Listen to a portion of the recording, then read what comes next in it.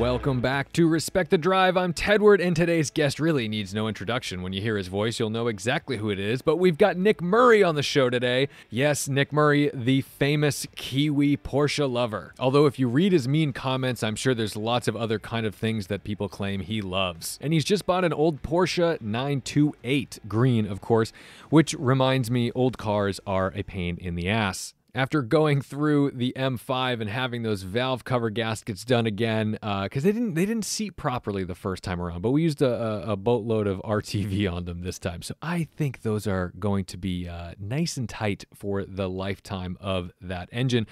But I'm still getting drips, and now I can confidently say that it is the rear main seal. It can't be the valve cover gaskets, and after putting it up on a lift, I can confirm it's definitely leaking between the transmission and the bell housing. Classic BMW problems. But how would you even know that your BMW had oil in it if it wasn't showing you some of it on the ground? I've got it up at Garage 42, a beautiful storage facility up in Woburn, Massachusetts, if you want to store your car for the winter or just for the foreseeable future. Maybe you just need to make some room for your daily drivers because you're sick of those dirty, normal cars.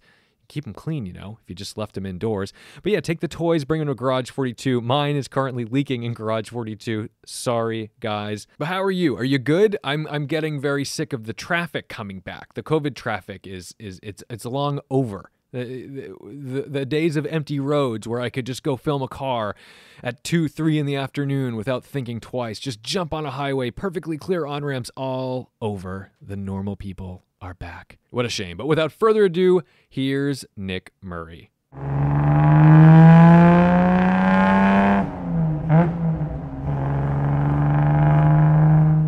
Look at that fucking beard. Crazy, right? Like, this is why they're not video podcasts yet. I've been doing the POV thing for so long that I'm like, oh God, what's gonna happen when I go back on camera? Like, I don't think anyone's gonna recognize me anymore. Yeah, yeah, you do. You look completely different. Sorry, get on here. Come on. Sorry, I miss Tui.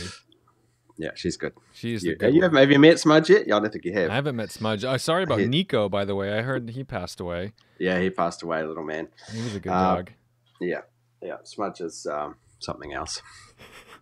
Well, how have you been? I mean, so the last time we were together, you had just kind of accepted a new position, which required a lot more time and responsibility because, you know, you're an adult man, contrary to what your YouTube channel tends to portray you as. You're a very successful person in your business and you do well at what you do. But at the same time, you've got to try to make room for YouTube. So what's COVID changed for you? Yeah. And I think that's a good indication of why my YouTube channel never does that well is because I spend I don't dedicate a lot of time to YouTube, really. Sporadic. It's very sporadic and very inconsistent when it comes to content as well. So what are you going to do? But that's the way I want it. I never want to feel that YouTube is a job, and any time it's getting me down or I feel any pressure about YouTube, I just don't do it for a couple of weeks. I feel like there's two ways that you would have pressure. Number one is just the quality that you put into YouTube, because you come from the older school version of YouTube where you basically create television shows. Like, you're creating multi-camera I mean, when you make a production, it's not like, hey, I shot this for an hour and went back and slapped it together for your pleasure. You've got expensive cameras hanging off the sides of cars. You've got secondary drivers to get the exterior shot. Shout out to Becky, who's done some great work in the past. Yeah. What goes into your typical production? I'm always trying to improve my production. And, you know, as you know, on YouTube, it's a one-man band. You are the creator, you're the editor, you're the producer, you're everything, cameraman, boom operator, the works. And I find I love that challenge of always finding a way for my one-man band to look more professional. And so there's a little improvement, I think, in every single one of my videos. And it's one day I'm hoping to get to the point where I can watch one of my videos and not cringe. You could like it. Yeah, that's right. Isn't that like the craziest thing, is that we put all this effort in and you create something, you publish it, and you're like, this is good. This is good. And a week later, you're like, what was I thinking? No, I could have done this. I'm never that way. I'm never, this is good. I upload, I have never uploaded a video and been satisfied with it. I upload a video and I honestly, I'm less so now, but I honestly upload a video and then expect nothing but abuse because all I can see is mistakes. Now, I mean, for me, if I watch a Nick Murray video, I know what I'm in for. I'm in for, a very beautiful but also clinical walk around where I'm going to get a good feel for what this car would really like to be next to.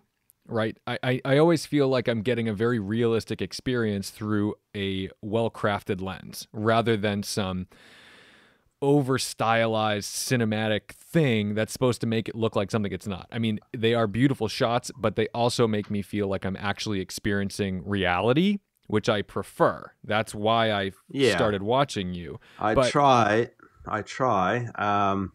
And now that I'm more focused on just Porsches, I feel better able to focus on the stuff that's important to a Porsche driver as opposed to a very general overview of a Porsche car. I can really dig down to what's important to a buyer about a Porsche.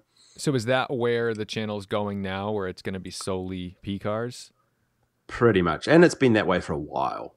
I throw in an odd car here and there, but I've been pretty much focused on P cars almost for a year now. When we go way back in time, I mean, you've been doing aviation helicopter videos probably longer than car videos, right? Yeah. But when I remember finding you, and I found you twice, this is what happened. So the first time I found you, didn't have a clue who you were, didn't know where you were, didn't realize you were so close to me in Connecticut. But it was during the 991.1 debacle. So it was the man in his driveway talking about his lemon. Oh, yeah. And it just was a blip on my radar. It came and went. I was like, wow, that sucks, especially because that car had just come out. And Porsche always had this kind of this reputation for being ultra reliable. They were the car. You buy your supercar at $100,000 supercar, and it's gonna last. You've got it forever. And then here's you. And that's generally true. Well, generally true. We'll get to your track record soon. Yeah. Yeah. But for everybody else, that's true, it seems. But then you popped back up on my radar. I don't remember when. I don't remember what car it was, but something, it must have been like something silly, like a snow tug of war or something like that. Something outrageous. And then I was like, hey, that's the guy with the 911. That's that guy.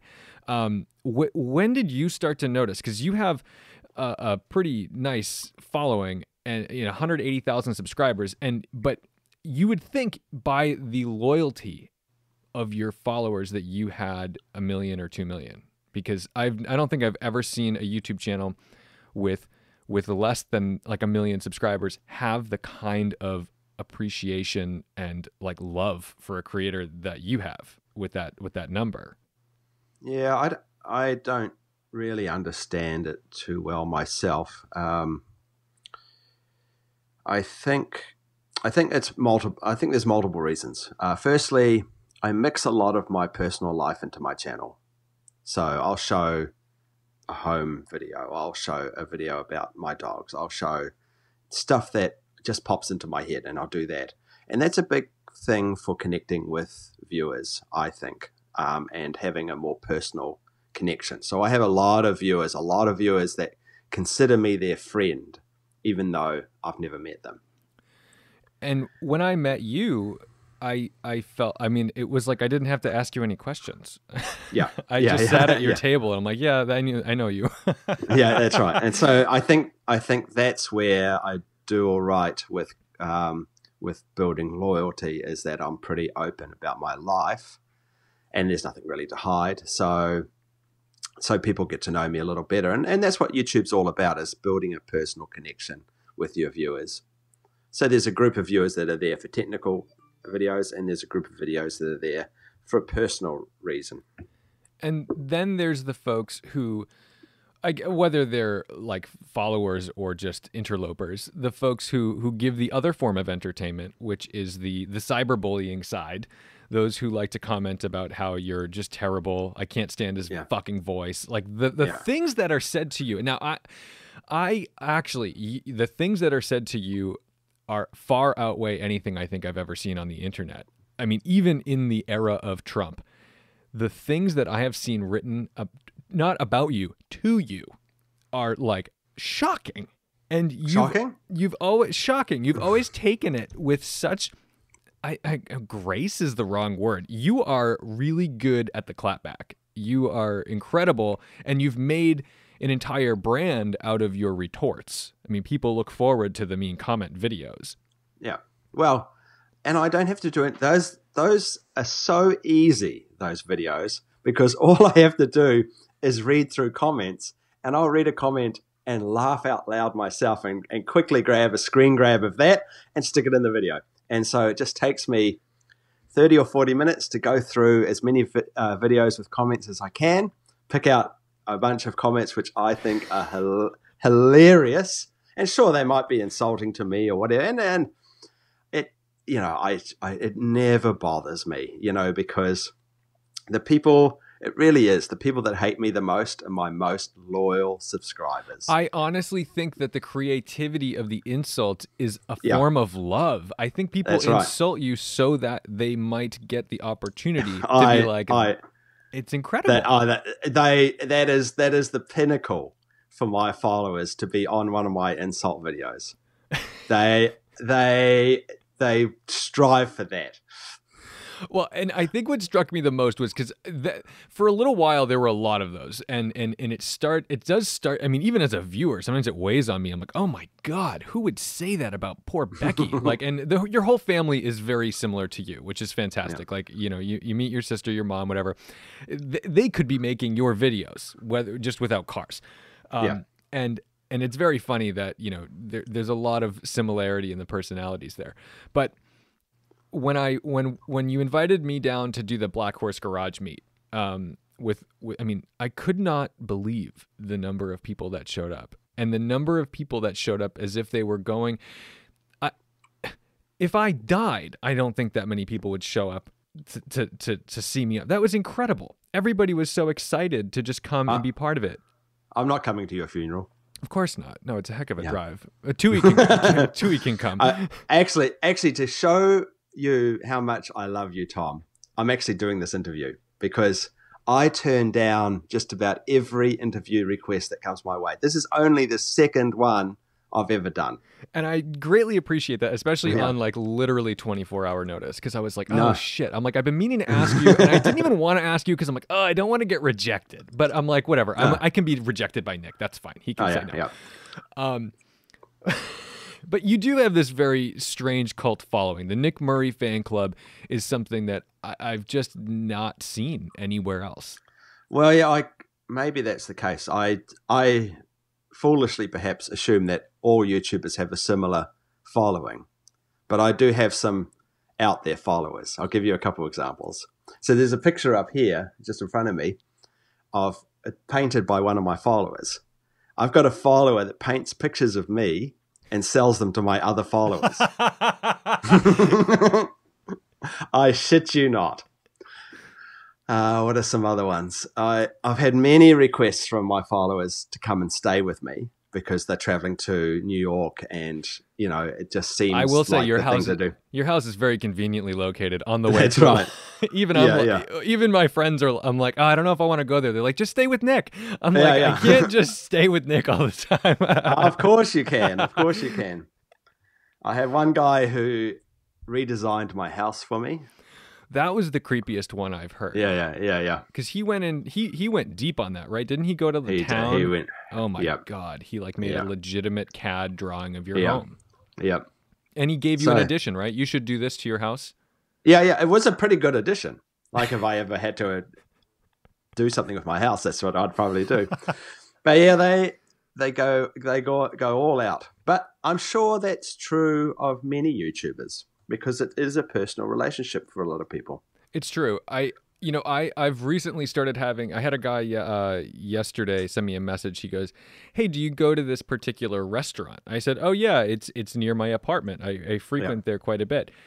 And he says, "I knew it was you." And then he listed my order. Now I haven't been there. I haven't been there since before March because of COVID. Nice. So this guy is like remembering my order from February, which I'm flattered. That's great. I was just like, why didn't you say something then? You waited like 6 months since the last time you saw me to tell me that I like the bok choy plate with the stir fry. Yeah.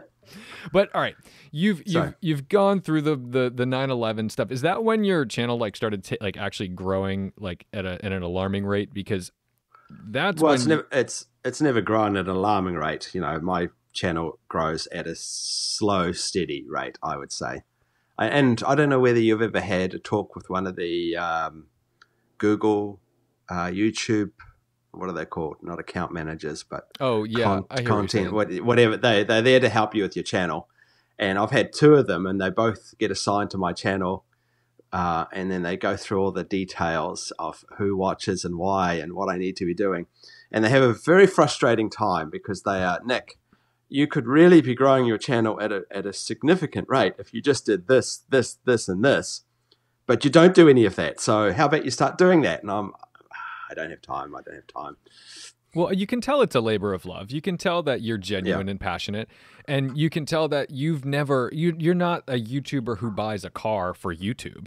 You've always just done things very specifically. And well, that might not be true because the green car. Oh, that's true.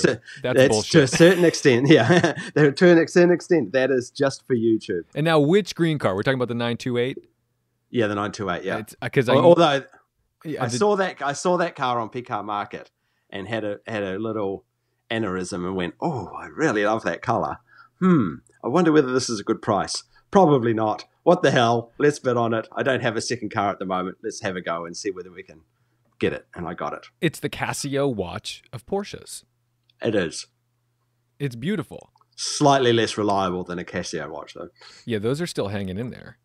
Yeah, it's incredible. Your little watch collection is fantastic, and that's everybody knows everything about you. This is what blows my mind because I've been really racking my brain. I'm like, what can I expose? Not expose, but what? I mean, you certainly have no problem exposing yourself. What deviance can you dig up on me? So speaking of exposing, we might as well go into the nude gardening, right? Why not?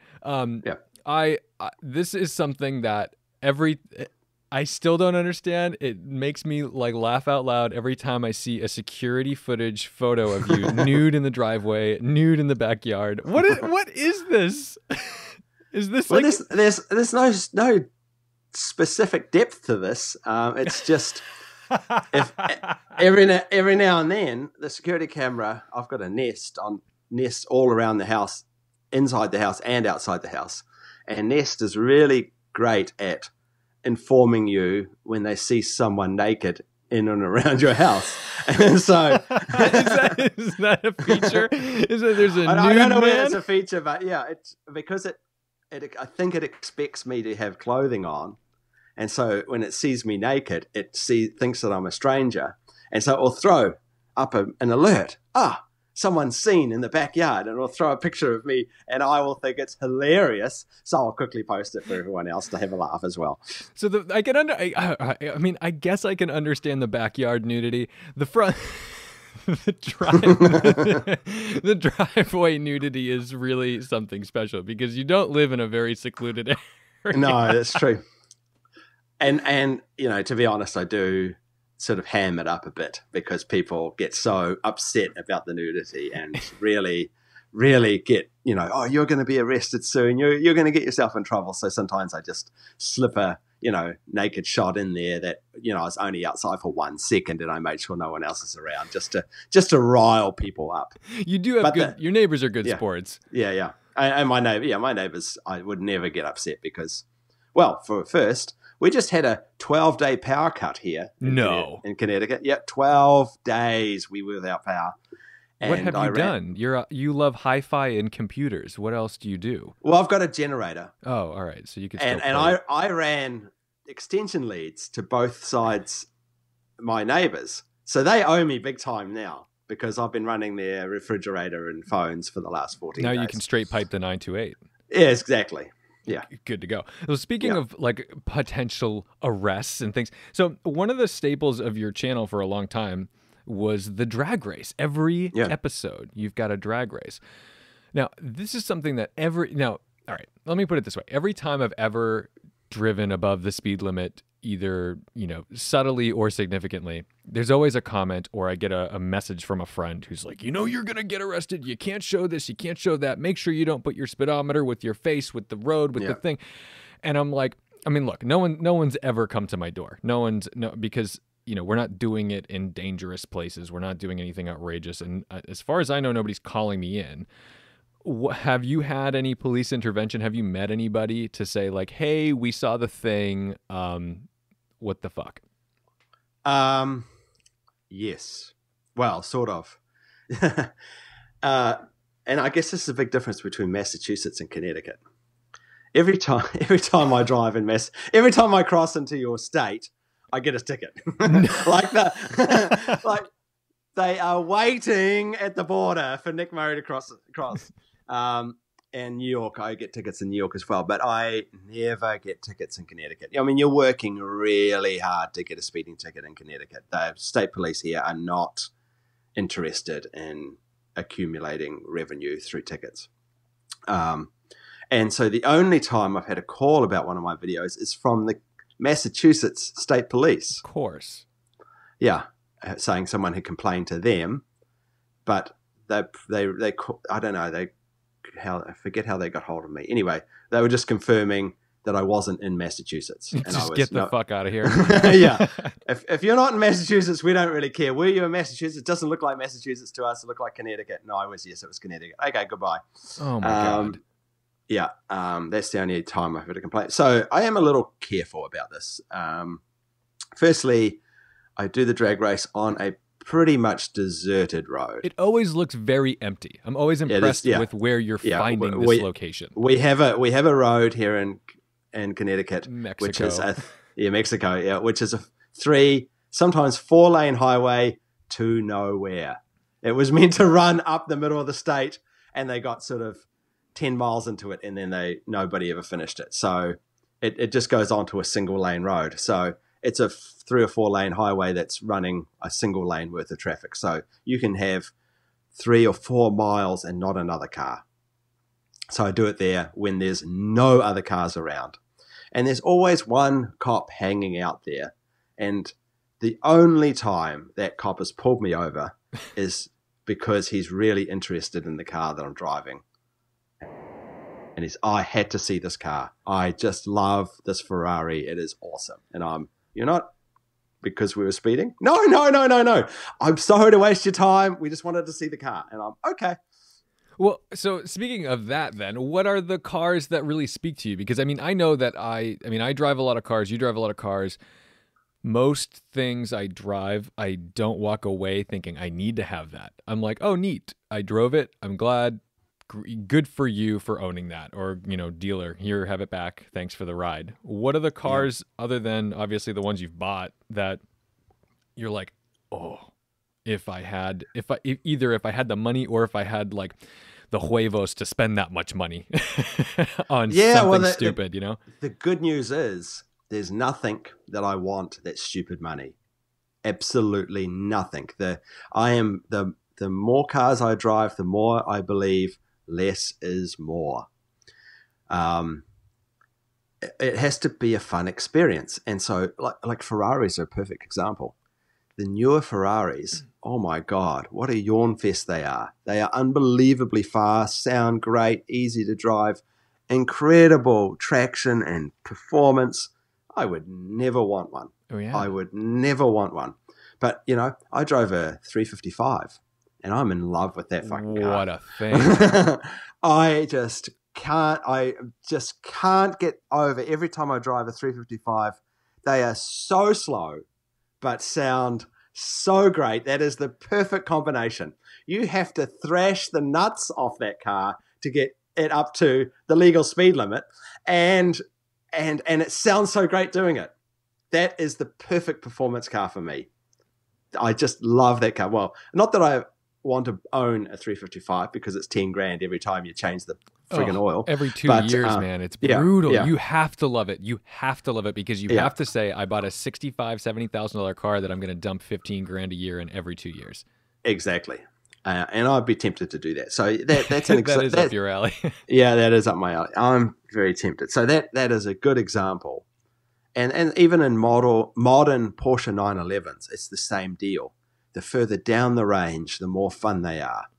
I think, I would. I'm really interested. I belong to the Porsche Facebook group and a couple of Porsche forums, and a question that comes up time and time and time again on these forums is, I'm looking to buy. Should I buy a brand new 992 Carrera S, or should I buy a 2-year-old Turbo S? And then 400 people will answer. And 399 people will say, get the Turbo S. It's so much better. And those 399 people could not be more wrong. The Turbo is the most boring car they make. It is. It is. Hands down. It's on every level. It is so fast. It is dull. It is so easy to drive. It is dull. It's only PDK. The engine sounds terrible. The list goes on and on and on as to why that is the most dull 911 ever made. Still a great car, but you just make sure you never ever drive any other 911 because you're going to realize you didn't get the fun one. I always sensed a little bit of regret from you on your C4S because every time I watched you drive a base Carrera or a Carrera T, you'd light up just a bit more. Yeah, totally. And I'm not going to make the mistake of getting a 4 again. That was fun in the snow, and I loved having a car that I could really beat in the snow. But the amount of snow days we have these days, it's just not worth it. I'd much rather have a car I can hang the rear end out on. You're not wrong about that. I put new snow tires on the M3, and it was like sponsored by Tire Rack. And I'm like, oh, I'm going to make all these videos. We got 2 days of snow, and it wasn't deep enough. So I actually had to go up to New Hampshire to a snow cross, which I thought was at a racetrack. Turns out it was at the field next to the racetrack. I beat the shit out of my poor car for this video, and it did very poorly. So it was really a lose-lose all around. But you're right. I mean, so that car ended up with its own fun issues. And how do you peg your luck on this? I mean, this is ridiculous that you've had 2 consecutive 911s with pretty significant ghosts. Yeah, there are mitigating circumstances, that's for sure.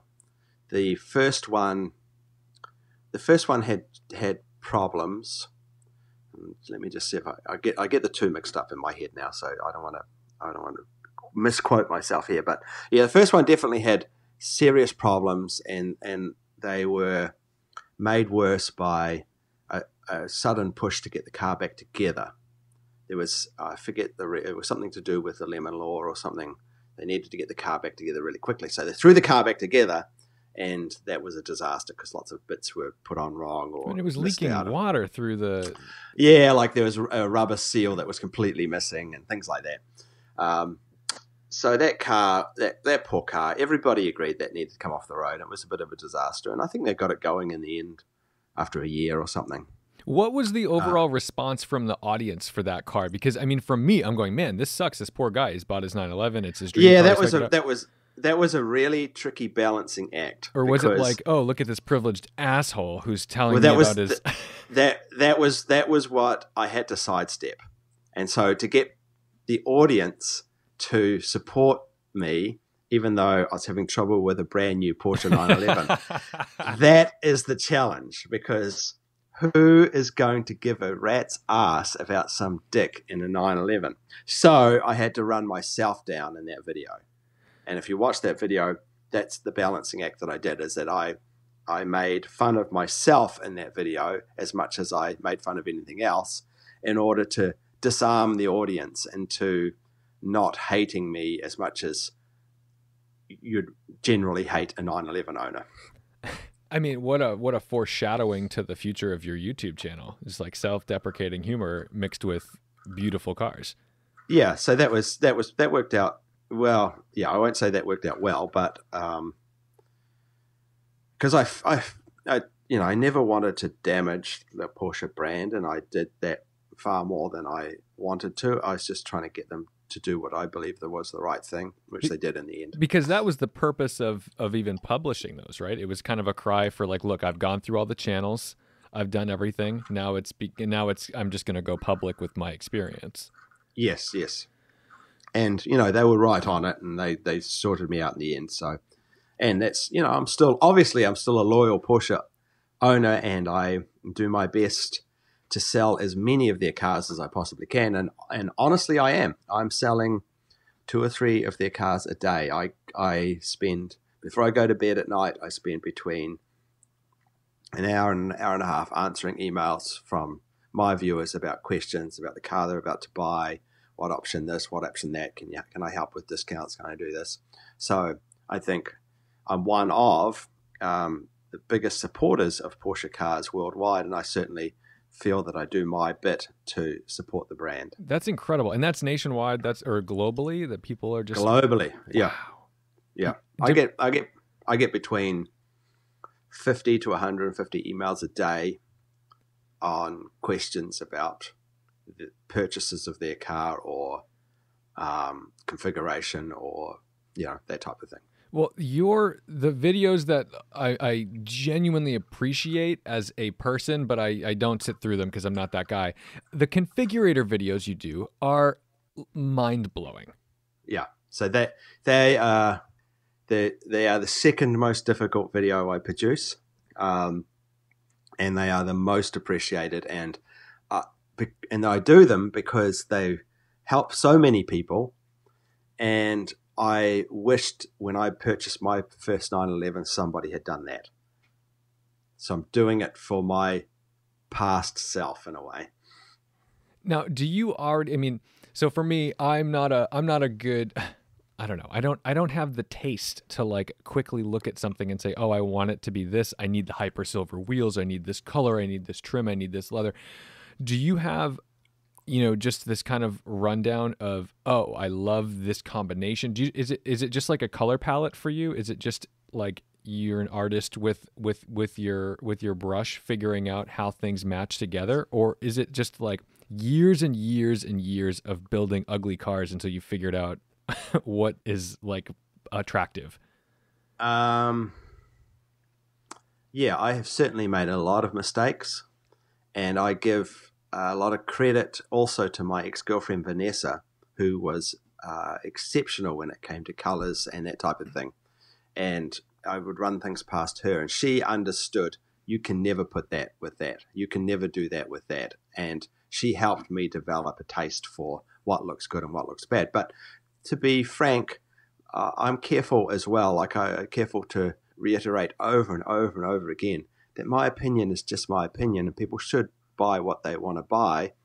I just try and steer them away from chronic mistakes, which especially us males tend to make, and often people don't realize how terrible the mistake they're making is until they get the car, and people sort of sniggering in the background type of thing. So I just try and prevent that from happening. What are the big ones? What are the big no-nos? Like just some obvious, just for the love of God, don't do these 2 or 3 things.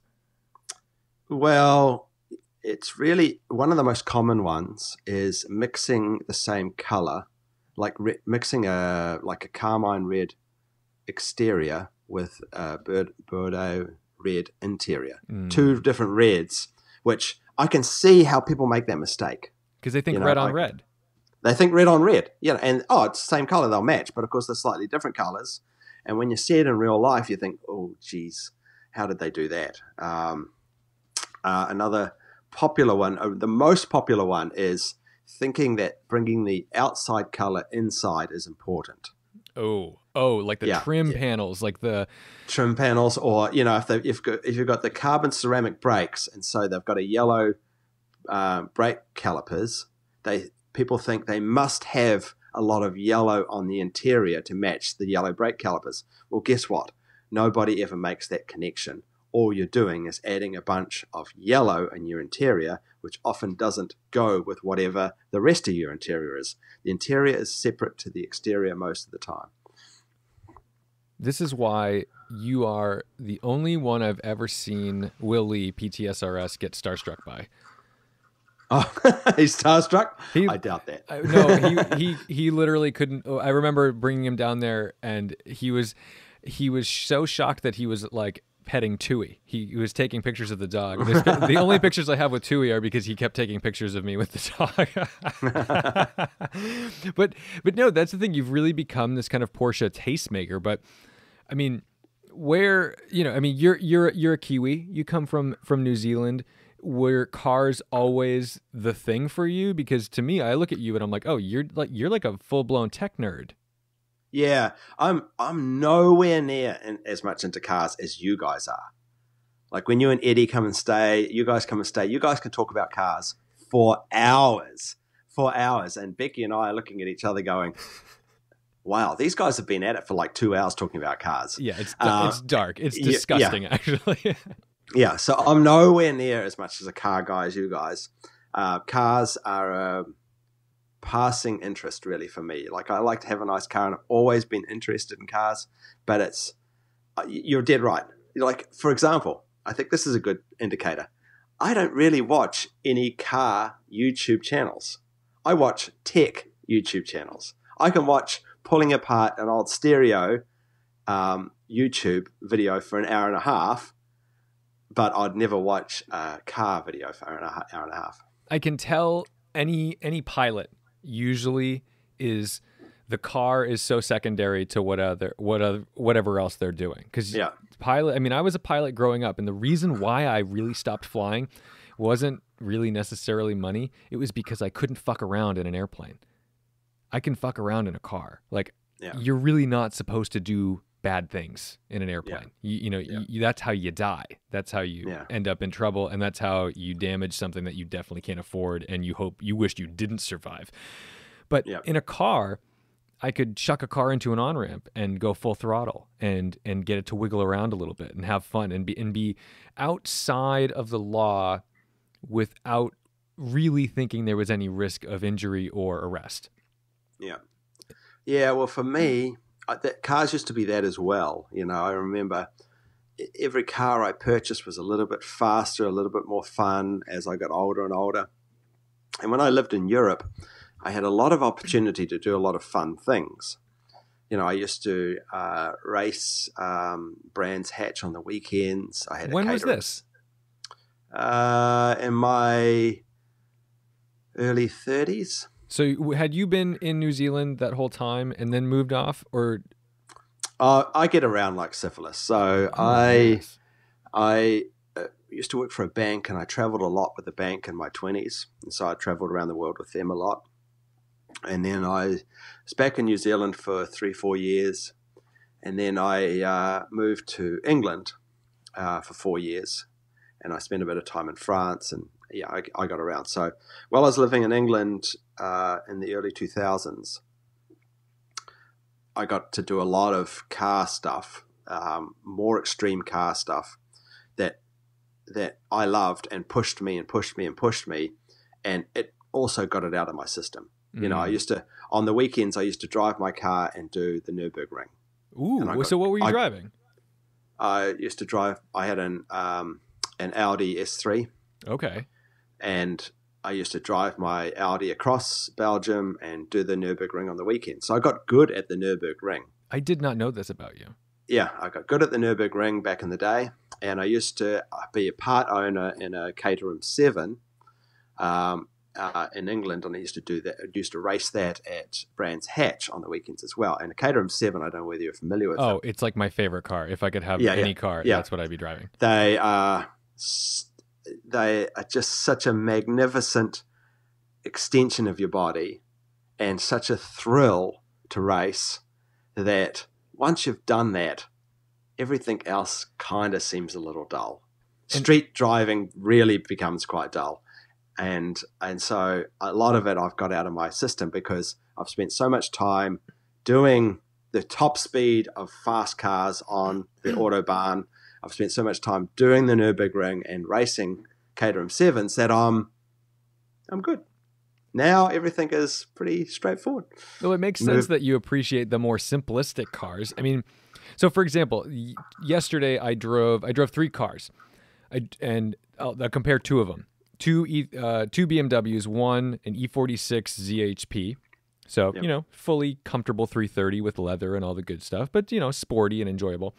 And then I got tossed the keys to an AER endurance race car, fully caged, just bare bones.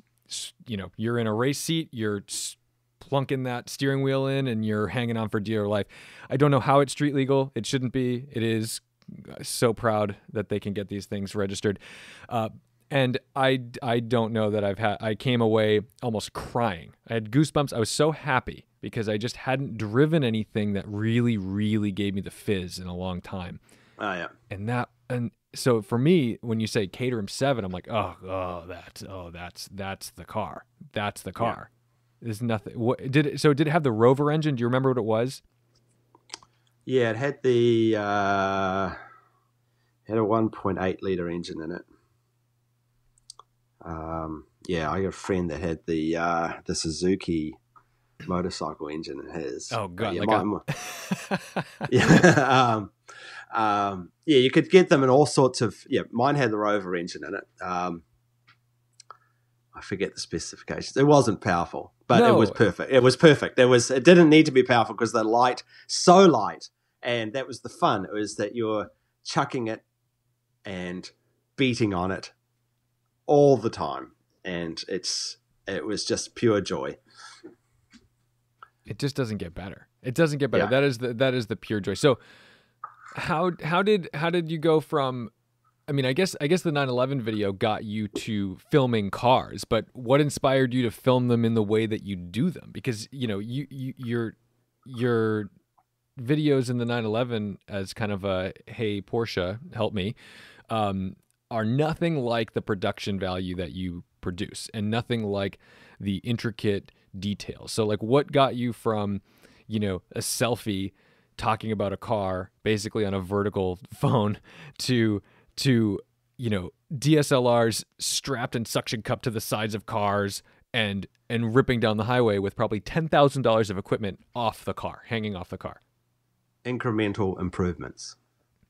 Just incremental improvements. Every time I edit a video of mine, I am looking, where can I improve this and where can I make my life easier? So now my editing process is so truncated because I have much better equipment and it makes my life so much easier, and everything is synced in time. It's really easy to get it all lined up. It's very easy. I'm just pulling the different, like I have 8 cameras running, and so I can have all of the different angles I need. I can turn off a camera completely, but I don't need to go back and film things multiple times. I can get everything done in 20 minutes. This is because I have so many cameras running that everything can be done in 20 minutes, and it just makes my life so much easier. Plus, it makes the video look so much more professional. Right, because you're not cutting to another actual scene. It's the same scene. You can cut, and it's like, oh, that's actually the place I just was. It's not just like this bullshit cut and a fake sound over it. Yeah. And you might notice it all actually works. Like if you look at me talking in the car at the camera, if you look at the background and then I flip to an outside shot from a chase cam, it all matches up because it's all actually happening at the same time. It's so good. It's so like, I don't mean to blow too much smoke up your ass, but I really do appreciate the video production. Like it is something that everybody who watches the channel instantly notices, and it's just it is unlike really anyone else on YouTube. Even the real big boys, they've got some great shots. They're not doing what you're doing. Well, Straight Pipes, the guys at Straight Pipes, I love their production quality as well, and they're doing a similar thing. He comes from a video production background, so I'm always teasing him about what your equipment. He keeps a lot of his equipment secret. He loves to keep that follow camera, the exterior shot. That's their big secret. And so he sent it to me in the end. We all pretty much know what it is, but and I can't duplicate it. No, I can't duplicate it, so that's fine. So, and even if I could, it requires a two-man team to operate it, and I don't have that. Exactly. You've got to have someone in the car. You've got to have, yeah. So you end up adding another man to it. Yeah. It's crazy. So the only time I need an extra person is doing that chase car, and I've got it all set up so that it's really easy. I just say, all you have to do is stay at one speed in the middle lane, and I'll tell you if you have to do anything else on the radio, and great job. And off we go. And I drive around the chase car instead of the chase car having to do anything. I love it.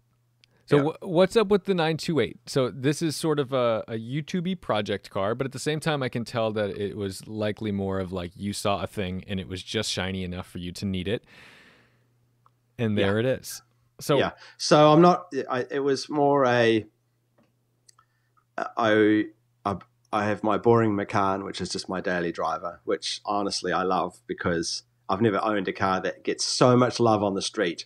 I mean, it's Mamba green, right? Is that what Mamba green? That's right. That color just drives people crazy. It's so great. But I needed something else because I'm not ready yet, although I'm getting close to buying another 911. What do you think of the 992? What do you? I mean, you've always been like a 911 sort of purist, so now you've got this big 911. Yeah, well, it's not much bigger than the 991.2, I guess. It's a little bigger. Incremental. it's incremental. Yeah, I can cope. It's just that I've configured. I know the configurator inside out, obviously, and my most perfect configuration on the new 992 doesn't excite me enough to write $140,000 check. Isn't that funny? I knew that was the number. I feel like your 911s always kind of fall in that range because you're taking usually like an S, right? And then you are just doing the Nick Murray sauce all over it. Yeah. So I'm just deeply suspicious because with the 991.1, it had a similar number of bits and pieces. And when the 991.2 came out, they fixed it. They made it so the interior could be really something special. And they made it so that there were just enough add-ons and bits that you could really specialize your car. And so I'm really worried that if I go and buy a 992 today, in a year's time, they will finally bring out the interior that I would love as opposed to the one that is okay at the moment. So is this why the 928 came into play? Because you're like, ooh, I'm not really ready for that, but I want a toy? Yeah, well, I thought I'd actually been shopping for I really wanted a 993. I could see that. Yeah, that's been my want for a while, and a very specific configuration 993. And then this 928 came up, and I realized, I've never actually even driven one on my channel, and it is a car that I'm interested in. And I'm sure that my viewers would be interested in this. And what's the harm in me just owning one for 6 months or whatever, throwing some money at it, making it a little bit more beautiful, and then selling it on while I'm waiting to decide what I'm going to do next. So I bought it. I have a hard time believing you're going to be able to sell it. Believe me, I'm going to be able to sell it. No warranty. Yeah, I don't know. I'll probably lose a lot of money on it. Maybe, I don't know, but that's fine. Either way, I'm not worried about the money. I'm just I want to be able to sell it. The reason I'm throwing a bit of money at it is I want to be able to sell it guilt free.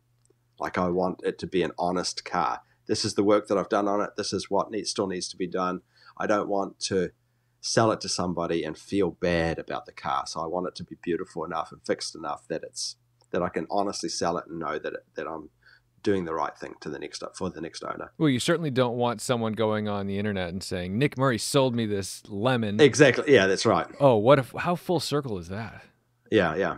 I mean, it could be a disaster for the next owner, but yeah, the guy that owned it before me poured a bunch of money into it, but it did sit around for years not being driven. So that's really bad for cars, especially German cars. They do not like that. So I don't know.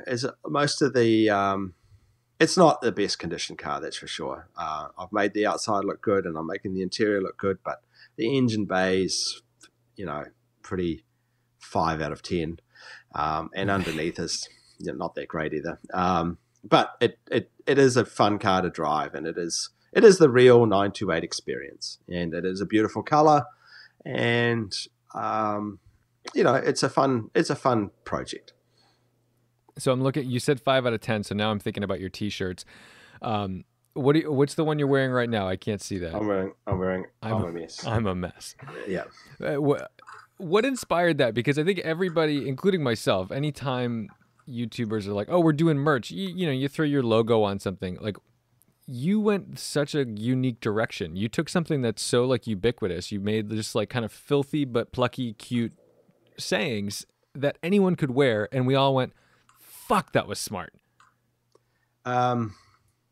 I don't know that it was smart, but it came down to, I watched every other YouTuber producing merch, which was just their logo. And I was thinking, it would embarrass me to see somebody walking around with a Nick Murray YouTube logo on a shirt. Like, that's not me. I don't want to be a flashy show. I would just cringe so much if that happened. It's just not me. And so I wanted to do something for my followers, and it's not for everybody, obviously. Like, my T-shirts are pretty out there, some of them, but it's been enormously. It's been a lot more successful than I thought it would, and people really enjoy them, and I see them in the wild all the time. It's crazy. Like, yeah. I mean, granted, I live in the community, so it makes more sense for me to see them amongst some of my friends. Yeah. But it's funny because sometimes I just forget they're yours, and I go, "Oh, that's a clever shirt. Oh, that's Nick's."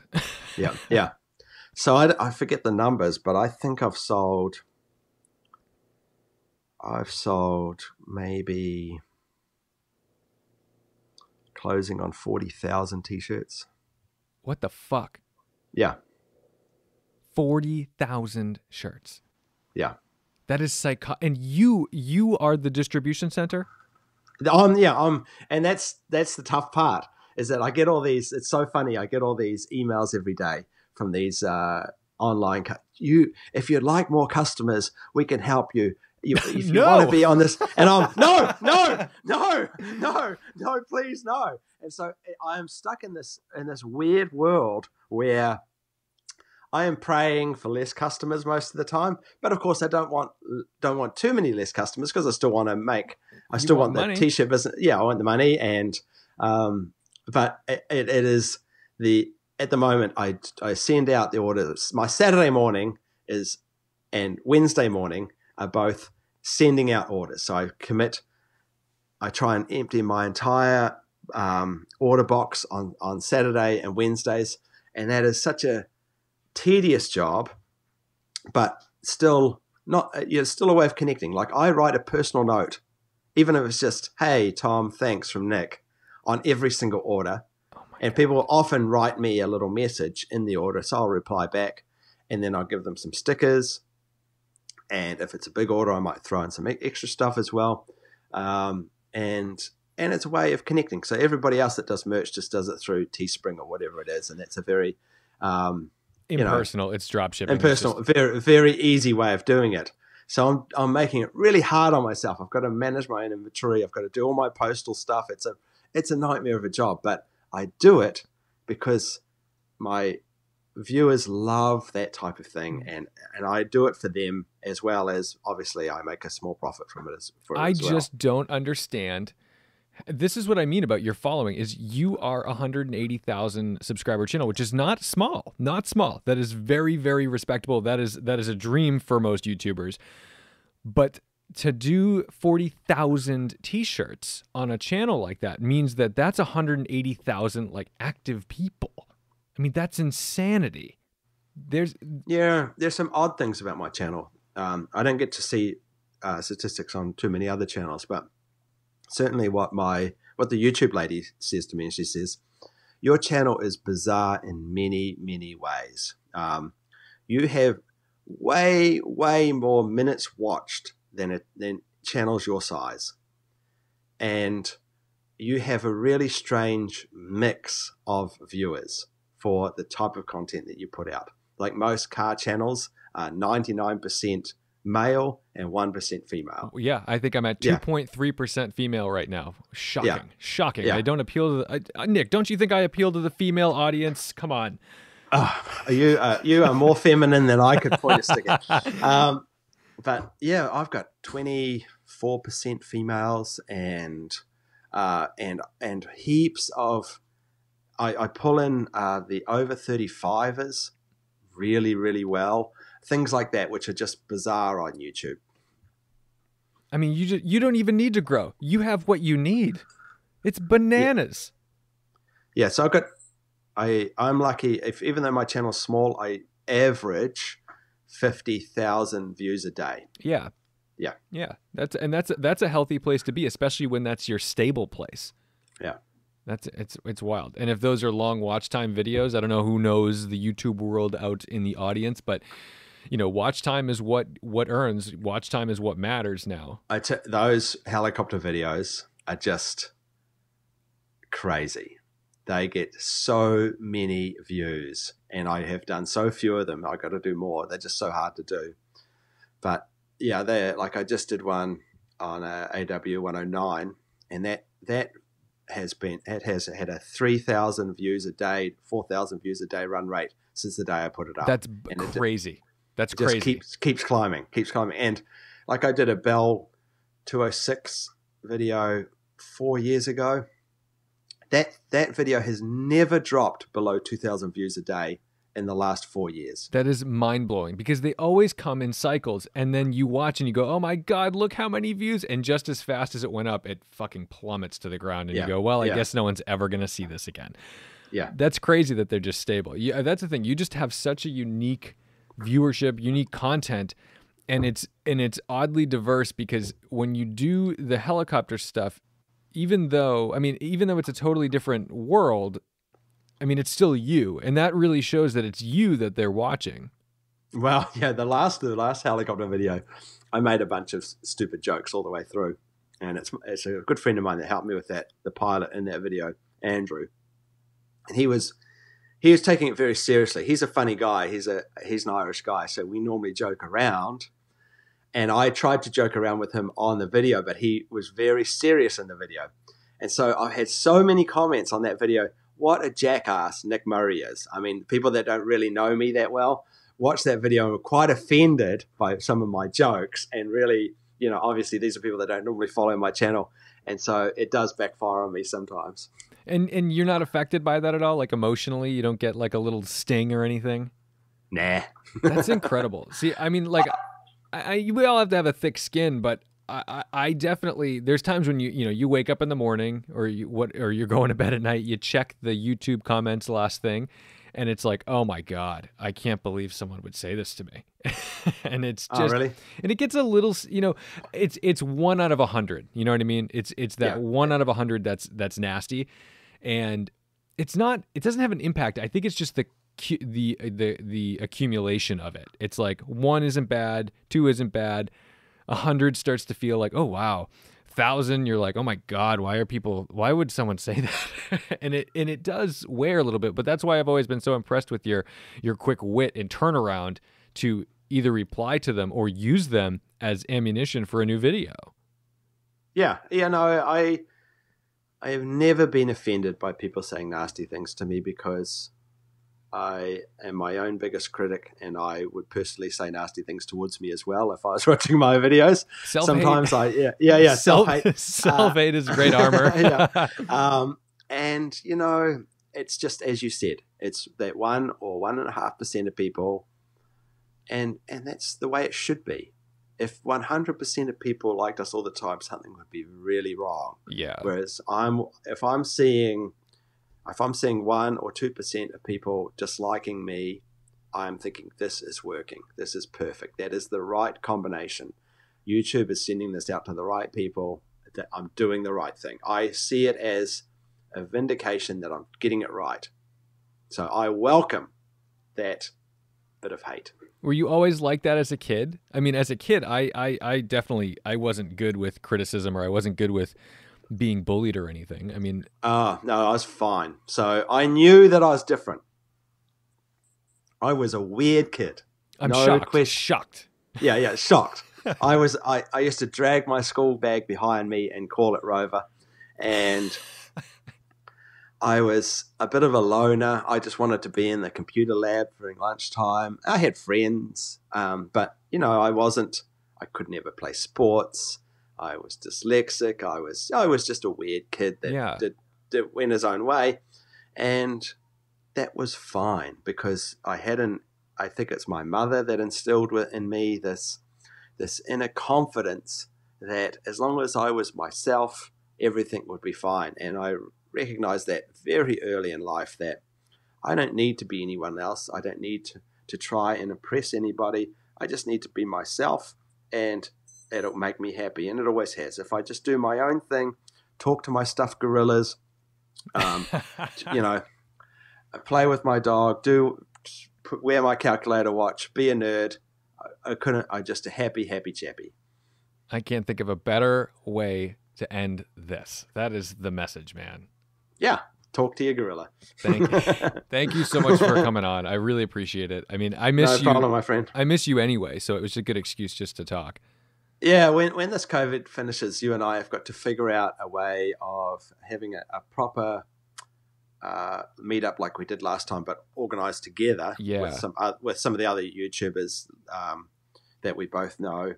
A free event that is both at a place where you can see some cool cars and maybe do mix in some helicopters and flying stuff as well. That would be very cool. Was it everything you hoped and dreamed? You know, Nick is a tough interview because he puts so much of his personal life on YouTube that it's hard to get any inside scoop. You've got to be really creative about how you kind of dig in and weasel your way into what he's doing that his viewers or other folks who aren't, you know, in the Nick Murray know wouldn't know about. But I hope you enjoyed it. He's a great guy, and I hope to see him soon. I hope to see you guys soon. I hope this is all over soon. Hope we can do big events again. But until then, don't forget to respect the drive. I'll see you next time.